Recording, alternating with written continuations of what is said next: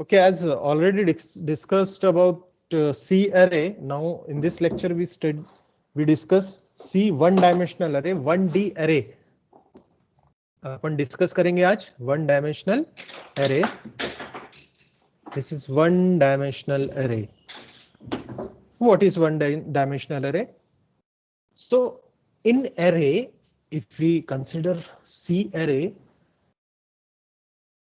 array with single subscript, अगर एक single subscript है, array with single subscript is known as one dimensional array.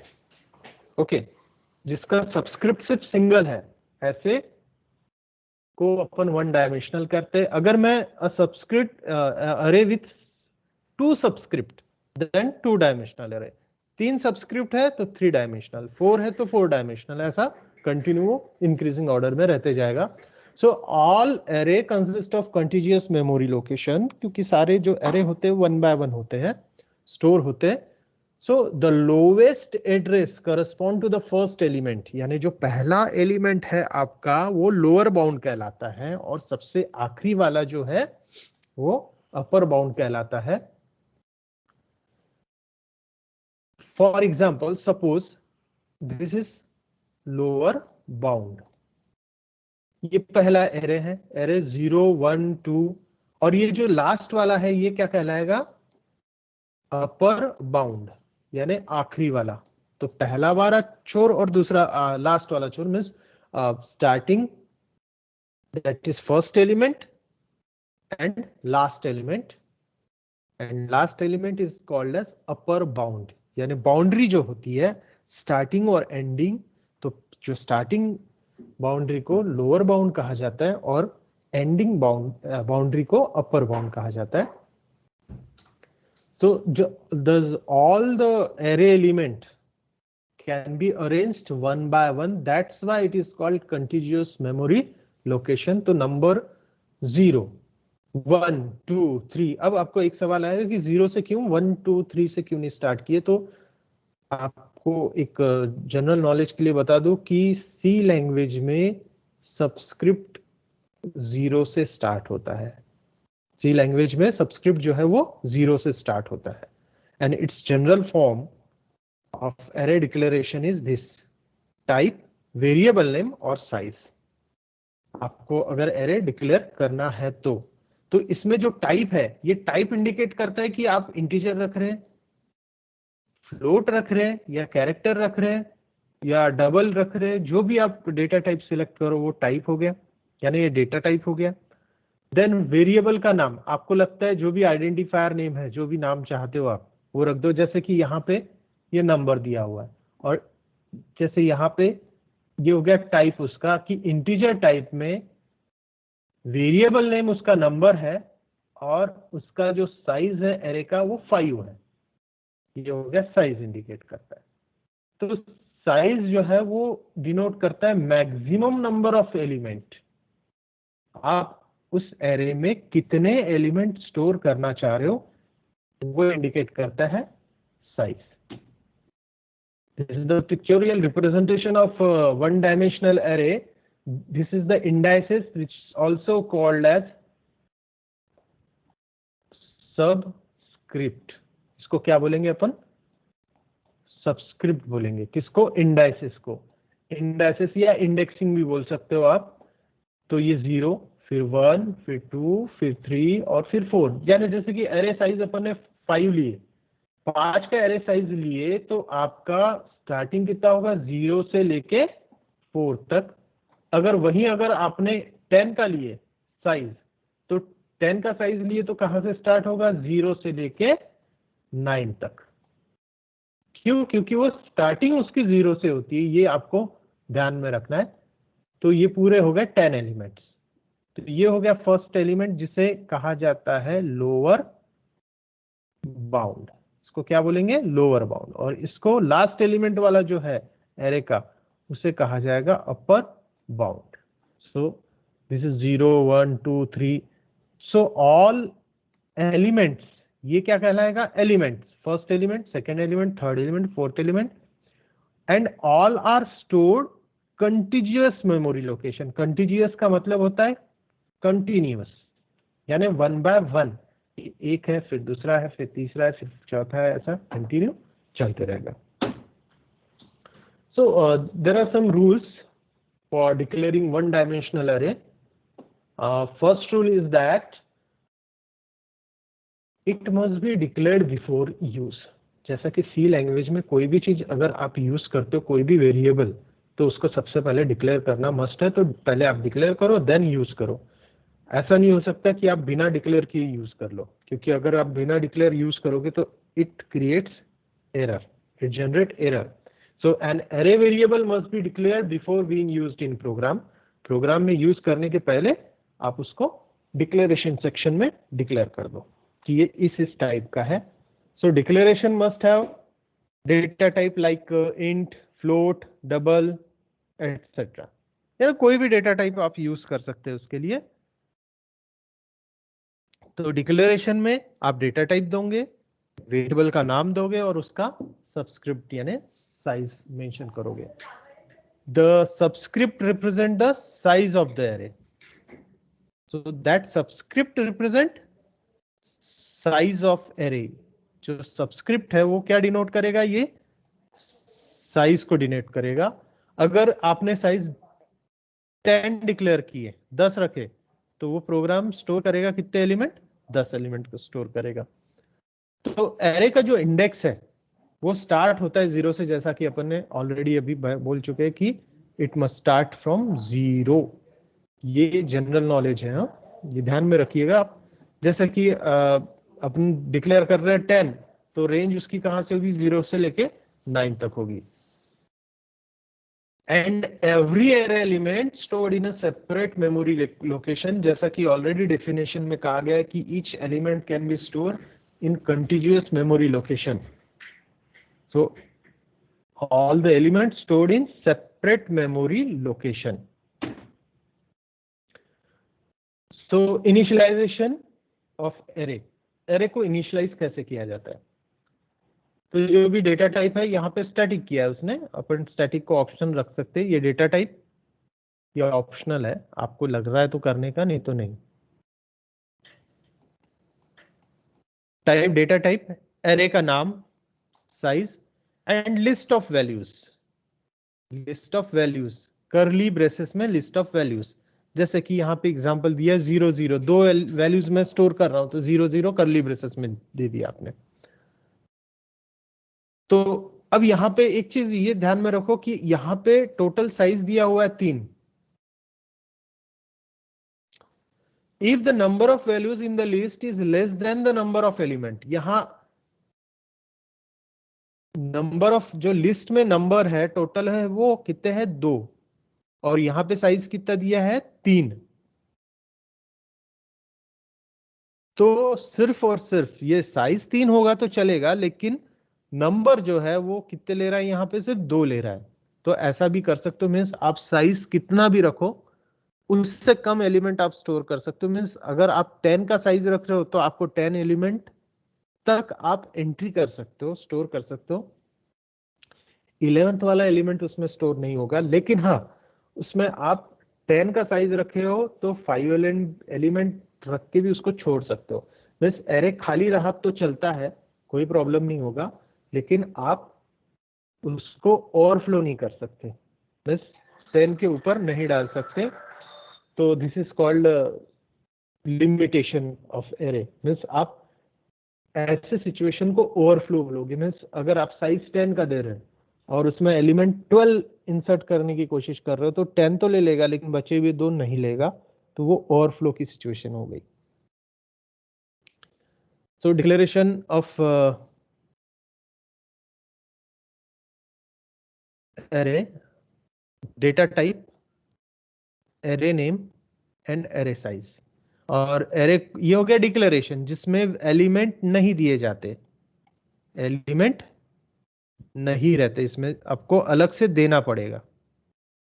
और ये जो एरे इनिशियलाइजेशन, देखो कोई भी चीज की 2 चीज होती है. डिक्लेरेशन का मतलब जैसे कि सपोज अगर मैंने बोल दिया कि ये ओबीसी कैटेगरी, ये हो गया डिक्लेरेशन.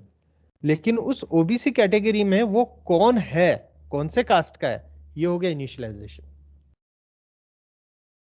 तो वैसा ही एरे को आपने डिक्लेयर किए, जस्ट उस वेरिएबल का अपन टाइप डिसाइड करते हैं और साइज। तो डिक्लेरेशन में सिर्फ टाइप और साइज डिसाइड किया जाता है और एरे का नाम। वैसे ही अगर आप इनिशियलाइजेशन करते हैं तो इनिशियलाइजेशन में डेटा टाइप भी होता है, एरे का नाम भी होता है, एरे का साइज और उसके वैल्यूज। अब वैल्यूज को किस में देना है आपको?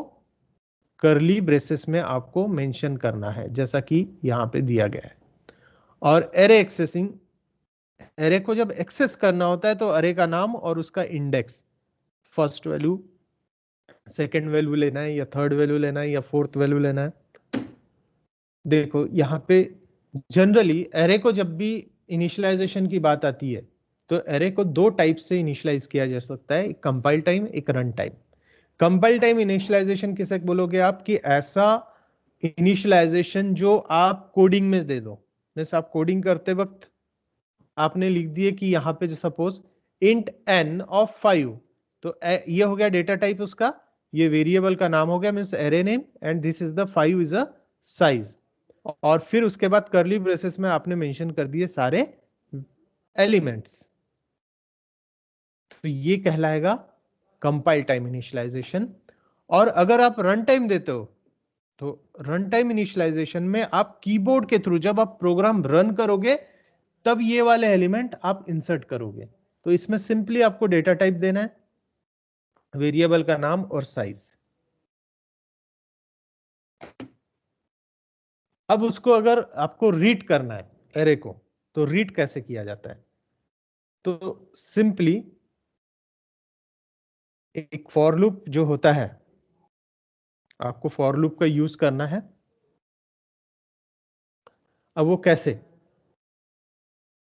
सपोज n वैल्यूज आपको रीड करना है जिसे मार्क कहा जाता है। तो अपन ने एक एरे लिए इंट मार्क ऑफ 200, यानी 200 एलिमेंट्स इसमें आ जाएंगे, एक i और एक n। फॉर का लूप लगाए 1 से लेके n तक,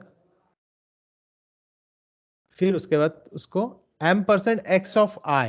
सो ये जो i है ये कहां से शुरू हो रहा है? 1 से।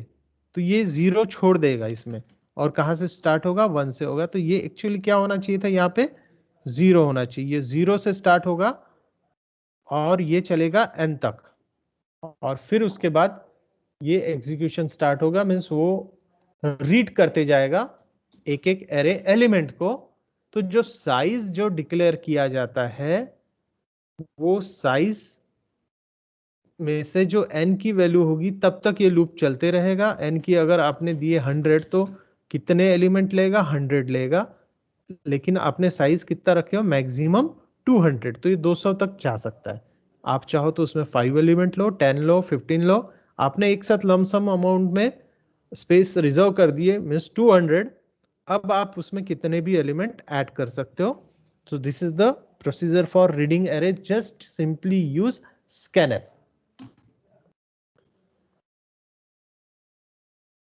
अब एक एरे से दूसरे एरे में आपको स्टोर करना है तो वो भी पॉसिबल है इसमें। Storing array in another, just simply assign the value of array element, means b of i equals to a of, यानी लेफ्ट साइड में और राइट से जिस एरे में आपको दूसरा एरे स्टोर करना है तो इधर लेफ्ट में लिख दिए वो वाला, जैसे कि a of i, यानी a नाम का जो एरे है उसकी वैल्यू आप स्टोर करना चाहते हो b में।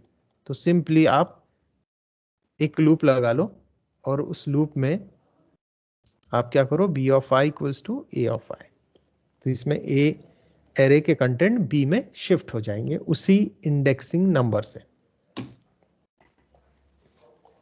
अब देखो, this is the difference between compile time and run time. Situation है कंपाइल टाइम की और रन टाइम की।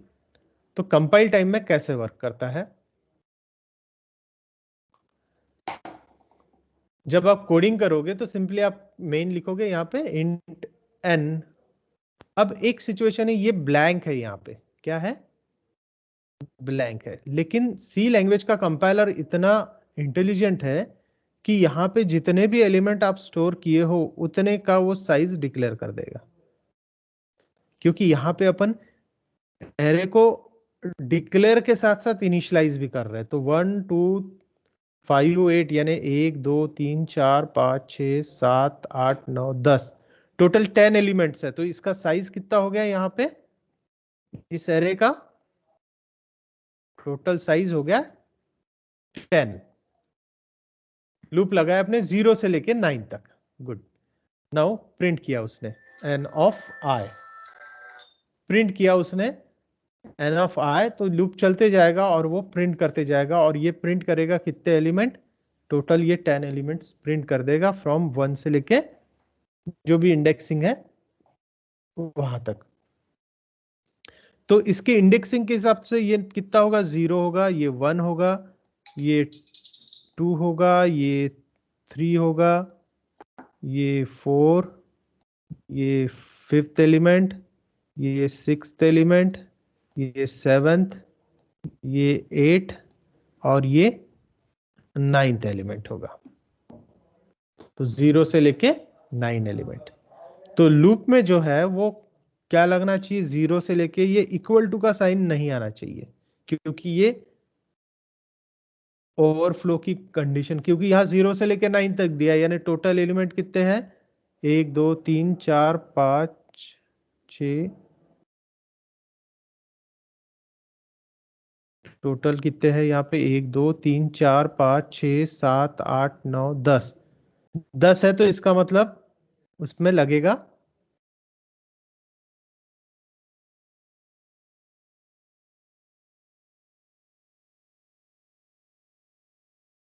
तो उसमें ये बराबर दिया इक्वल टू 9, क्योंकि टोटल एलिमेंट कितने निकल रहे हैं यहाँ पे, 10 निकल रहे हैं। तो ये इसका आउटपुट जो आएगा वो ये सारे एलिमेंट प्रिंट कर देगा। वही चीज अगर अपन रन टाइम में करना चाहते हैं तो आपको सिंपली यहाँ पे क्या करना है, int n of 10 size declare कर दो, और बाकी फिर यहाँ पे ये वाला जो पोर्शन है एक लूप लगा के यहाँ पे स्कैन किया, यहाँ पूरे नंबर ले लिए अपन ने, पूरे एलिमेंट को स्टोर कर दी ये जो एलिमेंट है।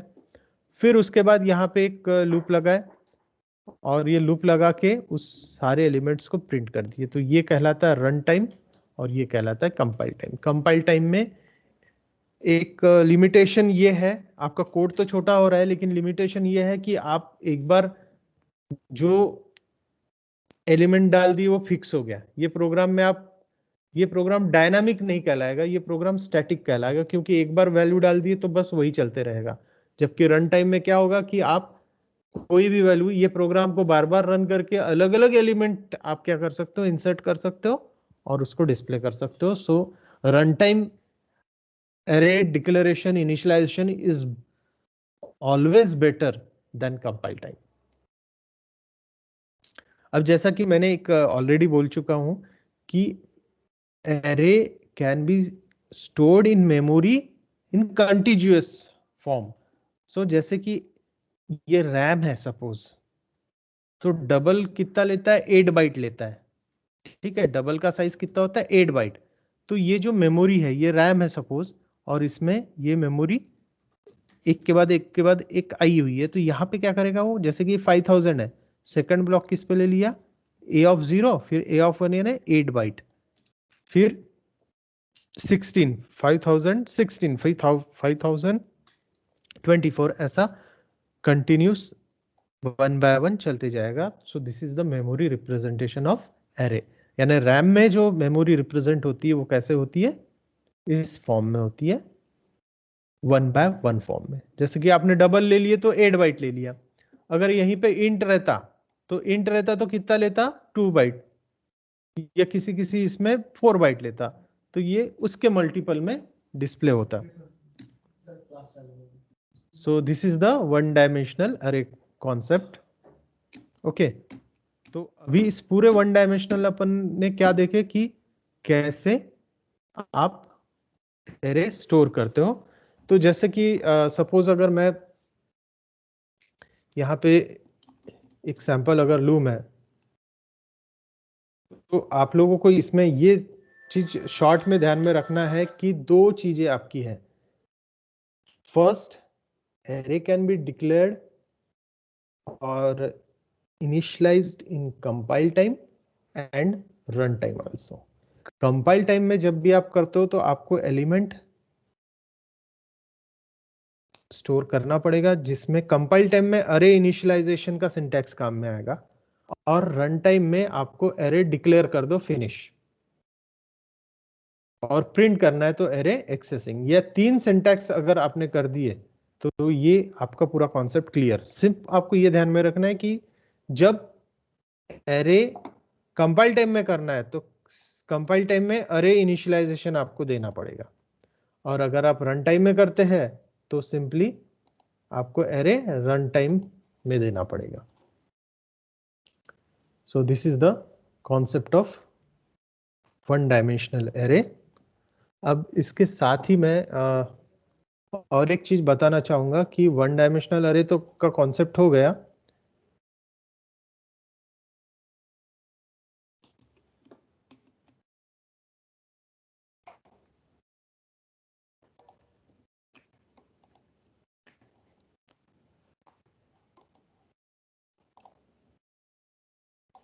मैं एक कुछ टाइप कर रहा हूं आपके इसमें, वो फिर अपन देखते हैं कि अपन ने जो पढ़े उसका एक शॉर्ट में।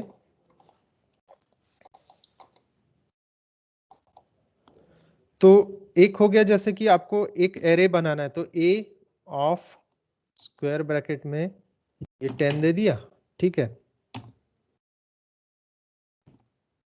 इंट, ये हो गया आपका